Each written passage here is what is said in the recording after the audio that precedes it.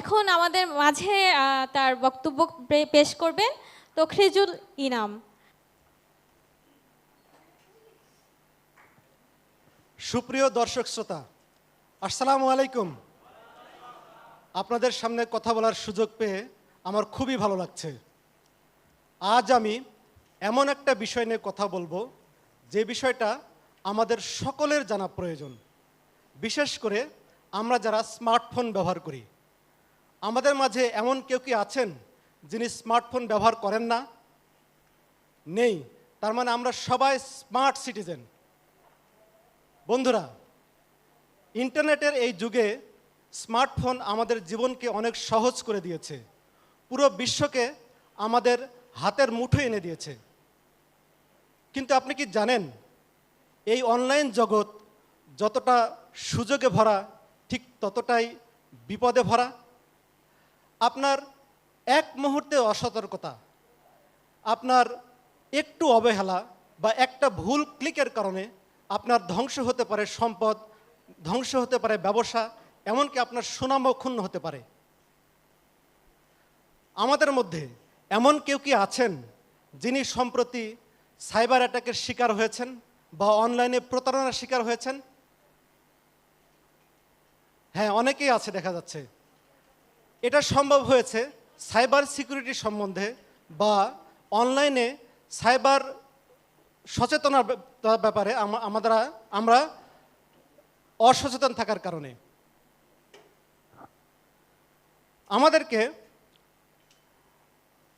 আমরা যদি স্মার্টফোন ব্যবহার করি, সেহেতু আমরা সবাই সাইবার ওয়ার্ল্ডের সাথে যুক্ত।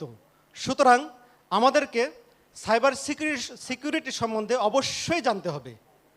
তাই বলে কি স্মার্টফোন ব্যবহার করতে আমাদেরকে সাইবার সিকিউরিটি এক্সপার্ট হতে হবে? না, এক্সপার্ট হওয়ার প্রয়োজন নেই। তবে বেসিক কিছু বিষয় আমাদেরকে অবশ্যই জানতে হবে। আজ আমি আপনাদের সামনে এমন কিছু বেসিক বিষয়, সাইবার সিকিউরিটির বেসিক বিষয় তুলে ধরব, যার মাধ্যমে আপনি অনলাইন জগতে আপনার বিচরণকে নিরাপদ রাখতে পারবেন।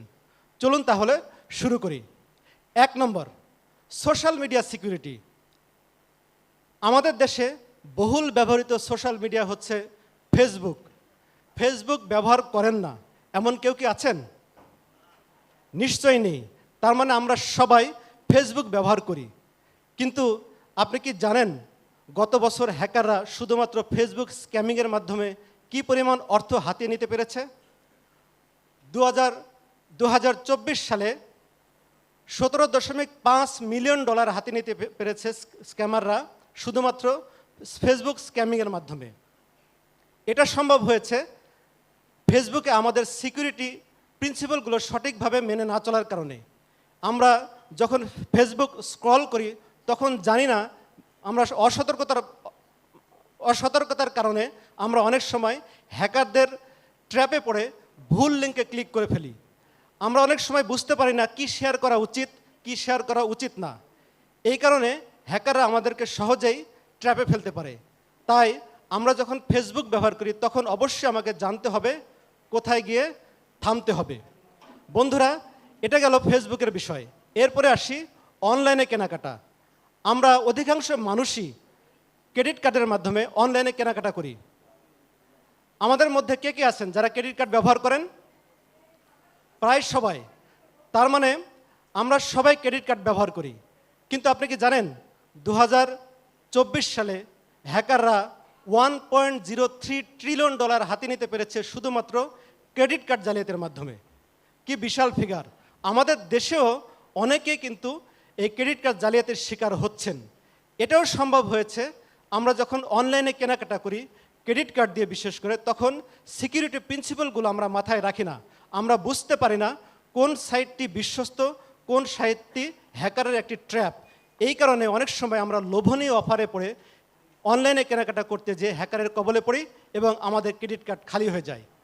বন্ধুরা, এটা গেল ক্রেডিট কার্ডের বিষয়। ঠিক একইভাবে আমাদেরকে আরও অনেক বিষয় জানতে হবে যদি আমরা মোবাইলে এবং ল্যাপটপে অনলাইনে ব্রাউজ করি।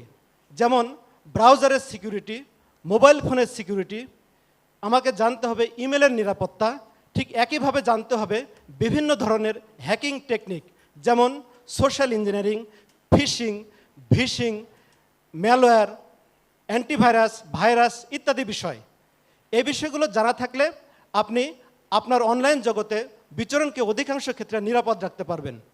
প্রিয় বন্ধুরা, সবগুলো বিষয় এখন আলোচনা করা অনেক সময় সাপেক্ষ, তাই আপনাদের জন্য কয়েকটি গুরুত্বপূর্ণ টিপস আমি শেয়ার করতে চাই, যার মাধ্যমে আপনারা অনলাইনে নিরাপদ থাকতে পারবেন।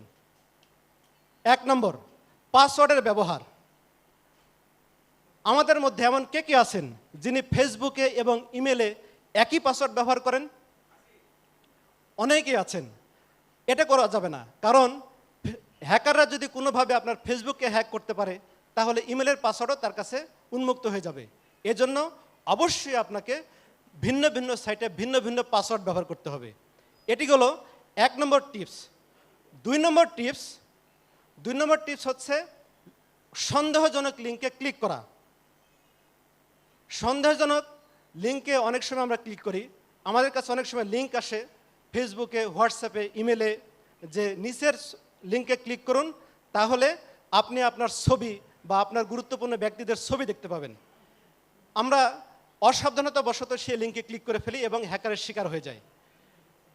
সবচেয়ে গুরুত্বপূর্ণ বিষয় হচ্ছে এই ধরনের লিঙ্ক আমাদের পরিচিত ব্যক্তিদের মোবাইল থেকেই আসে। এর কারণ হচ্ছে তিনি নিজেও জানেন না যে তার মোবাইল অলরেডি হ্যাকিংয়ের শিকার হয়েছে। এই কারণে যে কোনো লিঙ্ক আমার কাছে আসলে আমাকে আগে যাচাই করতে হবে এটি কোনো ফিশিং লিঙ্ক কিনা, আমাকে জানতে হবে এটি কোনো হ্যাকারের ট্র্যাপ কিনা, তারপরে আমরা এখানে ক্লিক করব। এরপরে আসি, আমরা আরেকটা টিপস আপনাদের সাথে শেয়ার করি, সেটি হচ্ছে 2 ফ্যাক্টর অথেন্টিকেশন।